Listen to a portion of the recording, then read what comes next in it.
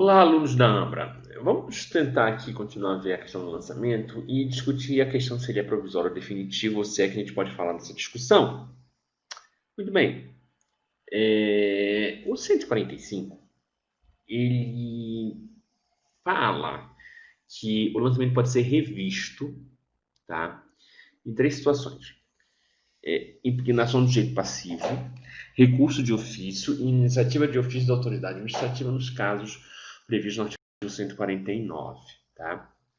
Então, a gente está falando de casos em que o agente público vai poder revisar o que ele fez no lançamento e promover alterações.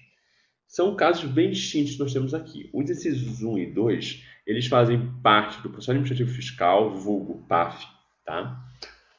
A gente vai estudar isso em breve, esse tema, ele está logo em seguida à lição 2, e a gente trata o seguinte aqui, só para vocês terem uma noção. O sujeito passivo, quando recebe a notificação do lançamento, ele tem 30 dias para impugnar. Tá? Então, obviamente, já entra no inciso 1, então ele pode questionar. E aí, se de repente contestado, o agente fiscal perceber que a contestação, a impugnação do sujeito passivo tem coerência, ele pode fazer alteração no lançamento. Pode manter tudo como está, aí é um recurso de ofício também. Né? Em certas situações, quando o recurso de ofício ele pode ser promovido, ele pode existir quando se revoga o lançamento, mas é a partir de um determinado valor de alçada, 2,5 milhões, e aí tem que haver um recurso de ofício para ver se confirma a decisão. De toda sorte, são situações em que, de alguma forma, o particular provocou para iniciar o processo administrativo fiscal. A gente vai estudar isso melhor em breve. E ele é suspenso de exigibilidade tributária nesses casos. Então, são situações em que eu posso fazer uma revisão. O inciso 3 se remete ao 149, que ele basicamente trata de situações em que pode haver revisão de ofício. Na verdade, a gente tem uma penca de situações no 149, revisão de ofício, e uma que é o lançamento clássico por ofício. Tá? Logo no inciso 1, nós temos a situação em que o lançamento é naturalmente de ofício. Tá? Então, assim, o 149, quando ele fala assim, o lançamento é efetuado e revisto de ofício pela autoridade administrativa nos seguintes casos. Ele fala efetuado é para o inciso 1, quando a lei assim o determine. O restante, revisto. Tá? Ou pelo menos a gente pode entender como revisto. Tá? Nós temos situações aqui no 149 de plena vinculação à lei, tá bom? A gente pode pensar que a regra geral é apenas aqui de anulação, né? Ou seja, qual é a questão da legislação em geral? A gente vai ver aqui no direito tributário, eles só podem, em geral, anular. Por quê? É muito difícil falar em conveniência e oportunidade num caso que é totalmente vinculado. Então, é difícil falar em revogação aqui. Tá bom? Vamos tentar pensar um pouco. O 449, ele tem 11 incisos.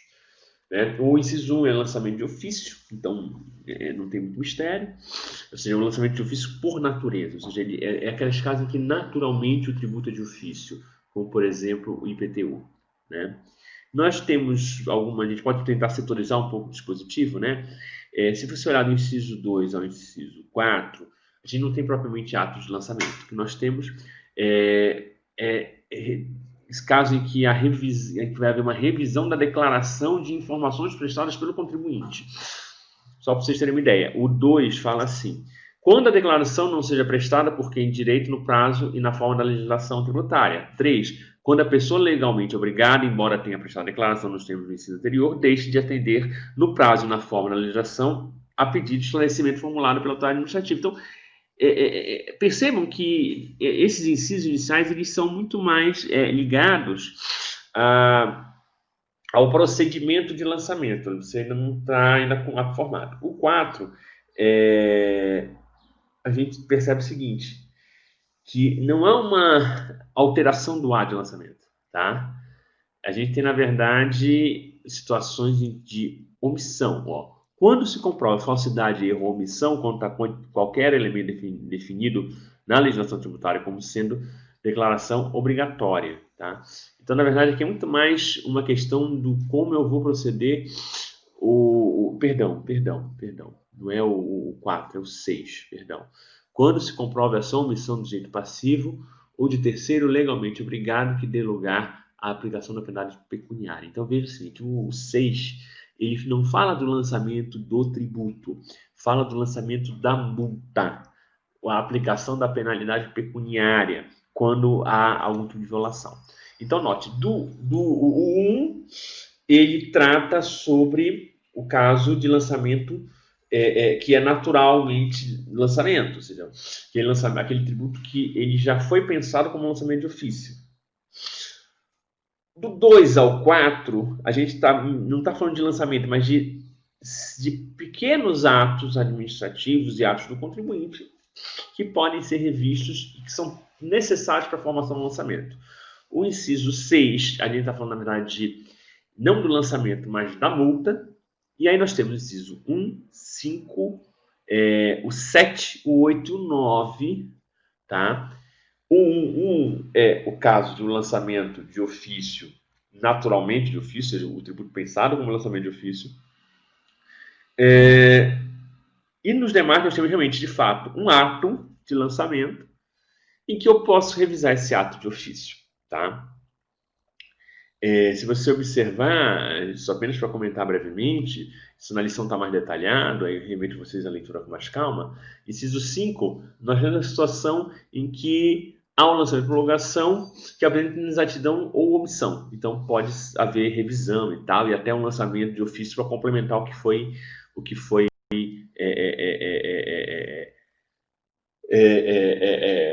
como se diz, o que foi feito a menor, né? O 7º é caso de dolo, fraude e simulação. Então, posso fazer também uma revisão. O 8º é um erro de fato, né? E aí nós temos uma situação de desconhecimento, de erro mesmo, enfim. E o 9º você tem uma situação em que a própria administração pública comete uma falha. E aí nós temos uma situação de anulação. É bom não confundir anulação e revogação. A súmula 473 do Supremo diz que anular é quando há vícios que tornem ilegais e deles não derivam direitos. E revogação é por motivo de conveniência e oportunidade resguardados os direitos do particular. Então, você tem que olhar em cada caso, inciso onde ele se encaixa. A anulação é feito ex tunc, ou seja, ele pega tudo, porque foi um ato ilegal. E ex nunc é daqui para diante, porque é um ato que era correto, mas eu estou apenas promovendo esse desfazimento do ato por conveniência e oportunidade. É importante entender que qualquer tipo de revisão, não importa se é anulação, revogação, enfim, eu rever os atos da administração tem que ser dentro de 5 anos, que é o prazo prescricional, que nós vamos dar a prescrição na frente. 146 fala sobre a adoção de novos critérios interpretativos. E quando eles são adotados, a gente tem que prestar atenção no seguinte: eu posso interpretar esses atos, criar uma nova linha interpretativa para o fisco. O fisco pode adotar um novo critério, por exemplo, passar para considerar algo que não era renda e não era tributário, agora ele vai dizer que isso é renda, né?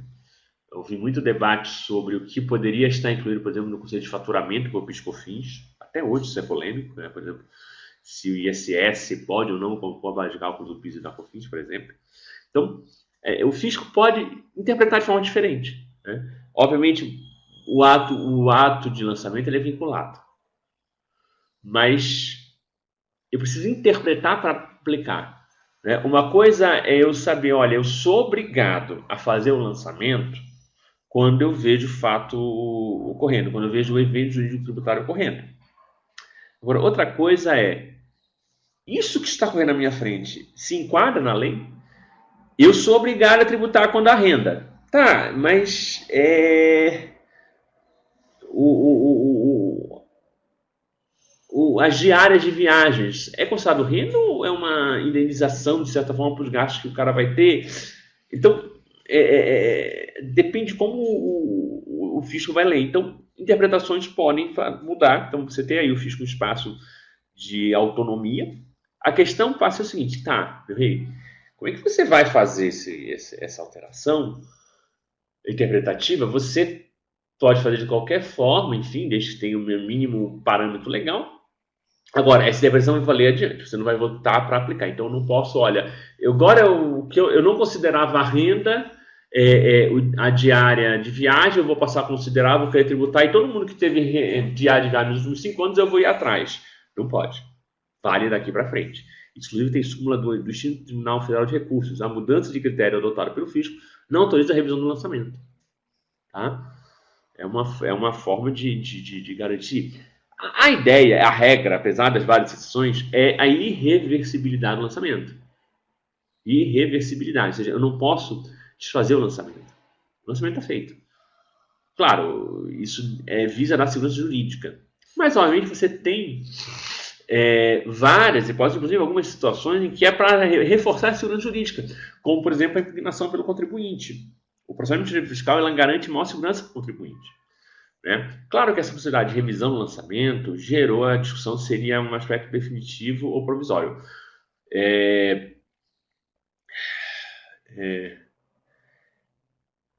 A ideia aqui é que, ora, se eu fiz o lançamento, mas ele pode ser impugnado, ele pode sofrer mudança de ofício, ele pode ser revisto em recurso. Então ele não está definitivo, ele é provisório. Outros falam que não, ele é definitivo. A possibilidade de revisão não existe. Pessoalmente, eu acho o seguinte, o ato está completo, então ele está definitivo. O fato de poder haver situações excepcionais em que eu posso alterá-lo, não tira o seu caráter definitivo. Veja o que eu falo aqui, se as regras forem todas seguidas, a simplicidade de recurso não permite chamar o ato de provisório.